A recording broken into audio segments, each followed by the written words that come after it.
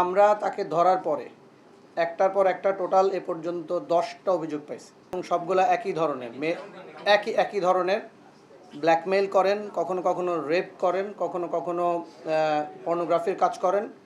এবং আমরা যেগুলো ভিকটিম পাইছি সবগুলা হলেন মিরপুর এলাকা। এবং এইটার ঘটনার ধরন যদি আপনারা মানে শোনেন তাহলে একটু ইয়াই হবেন।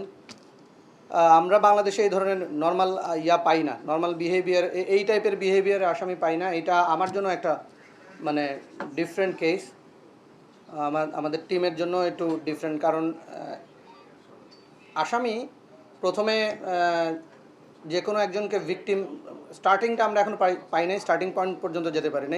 এইটার যে স্টার্টিং পয়েন্ট, সেখানে একজন লেডিকে ব্ল্যাকমেইল করে তার মোবাইল নিয়েছেন, তারপরে তার সোশ্যাল মিডিয়ার যত অ্যাকাউন্ট আছে ওইখানে সে অ্যাক্টিভ হয়ে তার ফ্রেন্ডদের মেয়ে সেজে আস্তে আস্তে আস্তে করে মেসেজ দেওয়া শুরু করেন, ঘনিষ্ঠতা দিয়ে ডাকেন। এবং খুব ডাকেন হলো এরকম দুইটা ঘটনায় আমরা এরকম পাইছি যে হ্যাঁ, আমার বয়ফ্রেন্ড কিছু গিফট দিছে, তুমি যদি এসে আমার ফুপুর বাসায় বা চাচার বাসায় পৌঁছায় দাও তাহলে ইজি হয় আমার জন্য নেয়া।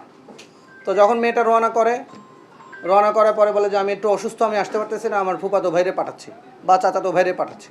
পাঠানোর পরে ওইখান থেকে সে যতগুলো ভিকটিম আমরা পাইছি এগুলো সে ইউজ করছে হলো মেট্রো স্টেশন অথবা সচিবালয়ের যে মেট্রো স্টেশনের নিচটা, ওই জায়গায় এসে কখনো ডিরেকশন দেয়, কখনো নিজেই সিএনজিতে উঠে ফুপাতো ভাই বা চাচাতো ভাই হিসেবে উঠে নিয়ে যায় হলো যাত্রাবাড়ির দুনিয়া কলেজের এখানে। আমরা 2টা স্পট পাইছি, 2টা বাসায়। তারপর মেয়েদের নিয়ে গিয়ে ওইখানে ব্ল্যাকমেইল করে, মোবাইল কেড়ে নেয়। এবং এই মোবাইল কাটার ফলে মোবাইল বিক্রি করার আগে তার সোশ্যাল মিডিয়ার অ্যাকাউন্টের যতগুলো আছে অ্যাকাউন্ট সে নিজের করে নেয়। তারপরে আবার ওইখান থেকে আরেক মেয়ের সাথে শুরু করে।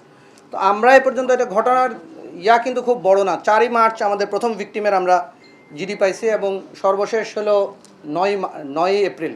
মানে এই 1 মাস 5 দিনের মধ্যে আমরা পাইছি এ পর্যন্ত 10টা, সে স্বীকার করছে 13টা। তার বিরুদ্ধে এই ধরনের আগে একটা মামলা ছিল কদমতলীতে, এবং তার কোনো অ্যাসোসিয়েট আছে কিনা আমরা যাচাই বাছাই করতেছি, চেষ্টা করতেছি। এবং আমরা আশা করি যে আমাদের কাছে আমরা আশঙ্কা করতেছি এই ধরনের আরও ভিকটিম হয়তো আছেন যাদেরকে সে এই ধরনের ব্ল্যাকমেইল করছেন।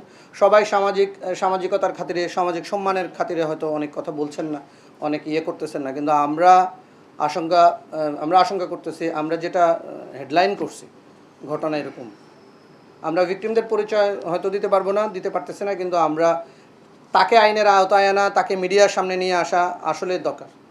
আমাদের মেয়েরা যাতে কোনোভাবে এই ধরনের কোনো ভিকটিম না হয় এবং কোনোভাবেই যেন সমাজে এই ব্যাধিটা ছড়িয়ে না পড়ে, এই জন্য আসা। আর আমরা মামলা অলরেডি 3টা নিছি, এই ধরনের জিডি আছে আমাদের কাছে আরও 4টা। তো সবাই আসে কি মোবাইল হারাইছে এরকম জিডি করতে। মোবাইল হারানোর জিডির সূত্রে এখন যখন ভিকটিম আস্তে আস্তে আইডেন্টিফাই করা গেছে।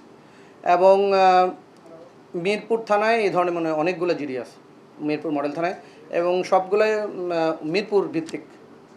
মানে যারা অভিযোগ করেছেন, যারা ভিকটিম, সবাই মিরপুরের ভিত্তিক। তো আমরা আরও ভিতরে যাওয়ার চেষ্টা করতেছি, দেখতেছি যে আসলে মিরপুর ছাড়া ধরেন এই 2 মাসে সে মিরপুর করছে, অন্য কোথাও এই ধরনের কোনো কাজ করছে কিনা। ধন্যবাদ। এখন আপনাদের ফ্লোর ওপেন। আপাতত আমরা তাকে অ্যারেস্ট করছি। আমরা এখন পর্যন্ত যেটুকু দেখছি সহযোগী থাকলেও খুব বেশি থাকার কথা না, আমরা তদন্ত চালা যাচ্ছে।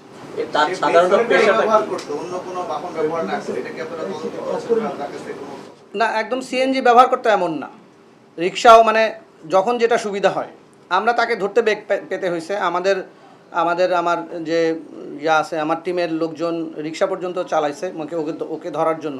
2 দিনে অনেক কষ্ট করে, খুবই এবং টেকনোলজিতে খুবই এক্সপার্ট এবং খুব ধুরন্ধর টাইপের।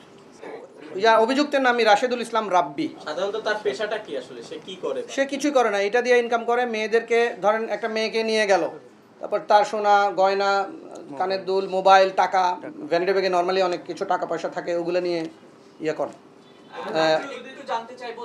আমরা ওর কাছ থেকে 5টা মোবাইল পাইছি। আমরা আশঙ্কা করতেছি আমরা হয়তো আরও অনেকগুলো মোবাইল পাবো আস্তে আস্তে।